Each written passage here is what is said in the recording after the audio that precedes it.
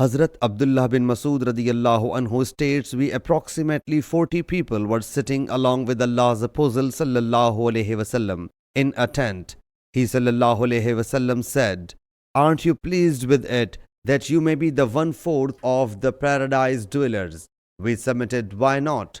He sallallahu alaihi wasallam again said, aren't you pleased with it that you will be the 1/3 of the inmates of paradise? We submitted, definitely we are. He sallallahu alaihi wasallam said, by him in whose possession stays Muhammad's soul, I hope you will form the half of the inhabitants of paradise, for only the Muslims will enter paradise.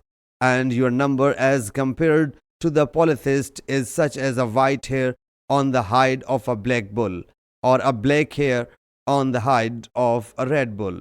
Sahih Muslim Hadees number 529.